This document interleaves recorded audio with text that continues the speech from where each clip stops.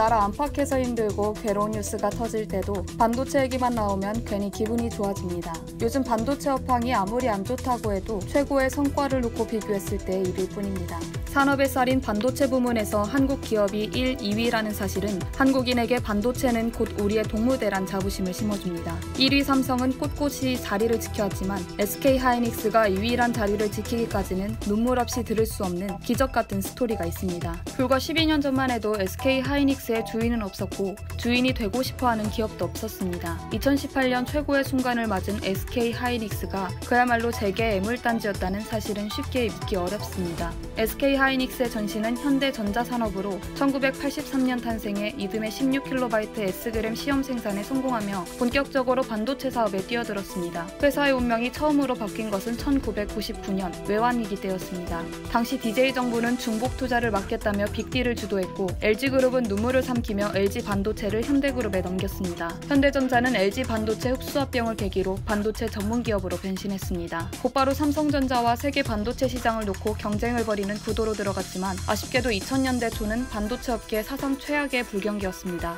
설상가상으로 회사채 만기가 2001년에 집중돼 있었습니다. 견디다 못해 2001년 10월 워크아웃에 들어갔고 메모리 반도체 외에는 무조건 팔아야 했습니다. 이때 자회사 하이디스가 중국의 징둥팡에 매각되면서 광시아가 기술을 포함해 약 4,300여 건의 LCD 관련 첨단 기술이 중국으로 유출됐습니다. 국경간 M&A로 기술이 유출된 대표적인 사례로 꼽힙니다. 이쯤 되면 하이닉스는 포기할만도 했지만 이 정도로 무너지지 않았습니다. 부족한 투자를 메우기 위해 2003년 4월 ST마이크로사와 플래시 메모리 분야에 전략적 제휴를 맺고 이듬해 낸드 플래시 메모리를 개발하는 데 성공했습니다. 사업 구조를 처음으로 D램에서 벗어나 낸드 플래시까지 확장하는 순간이었습니다. 2005년 드디어 워크아웃을 졸업했고 연속 17분기 흑자를 달성했습니다. 하이닉스의 시련은 여기서 그치지 않았습니다. 반도체 업계에서 2007에서 2008년은 암흑기로 불립니다. D램 가격이 폭락하면서 경기 사상 최악으로 치달았고 2007년 4분기에는 3,180억이라는 기록적 적자를 기록했습니다. 이때 하이닉스의 직원들은 퇴직하려고 해도 그러지 못했습니다.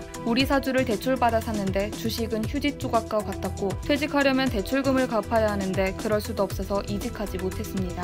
회사는 채권단에 매달려서 그 어려운 가운데서도 두 차례나 유상증자를 해서 모은 알토란 같은 돈으로 연구에 매진했습니다. 위기는 혼자 오지 않는다고 2008년 세계 금융위기가 덮쳤고 그 유명한 반도체 치킨 게임으로 치달았습니다. 독일의 키몬다, 일본의 엘피다가 이때 도산했습니다. 아찔한 순간이었습니다. 하이닉스가 이들과 같은 운명을 간다 해도 누구도 놀라지 않았을 것입니다. 1980년대 메모리 반도체 사업을 시작한 업체는 전 세계적으로 41군데였지만 1990년대에 23개로 줄었고 암흑기를 거쳐 2008년에는 삼성전자와 하이닉스, 미국 마이크론 등과 두세 개의 군수업체만 남게 됐습니다. 금융위기가 바로 지금의 반도체 시장 구조를 만든 셈이죠. 주인 없던 회사였던 하이닉스는 두 차례의 위기를 넘겼지만 채권단은 자금 회수를 위해 무려 42개 업체의 인수 의향을 타진했습니다. 이때 효성그룹이 유일하게 인수 의사를 밝혔지만 대통령 사동기업이라는 멍해 때문에 포기했습니다. 마지막으로 이동통신으로 현금 수입이 많은 SK그룹이 대상으로 나섰습니다.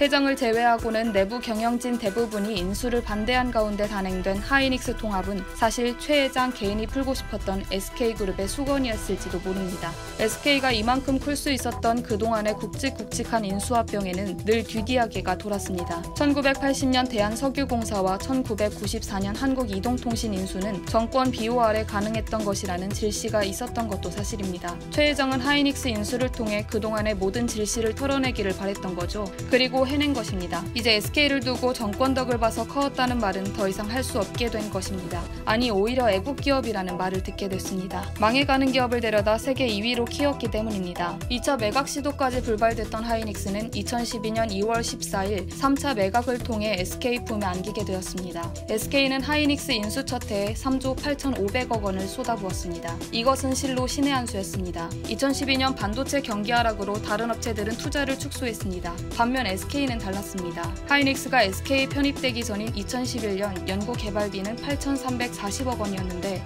2013년 1조 원, 2016년 2조 원을 돌파했습니다. 하이닉스는 2012년 2분기 이후부터 2018년까지 사상 최대 매출과 영업이익을 기록했습니다. 2017년에는 13조, 2018년에는 20조 영업이익이라는 경이로운 기록을 세웠습니다.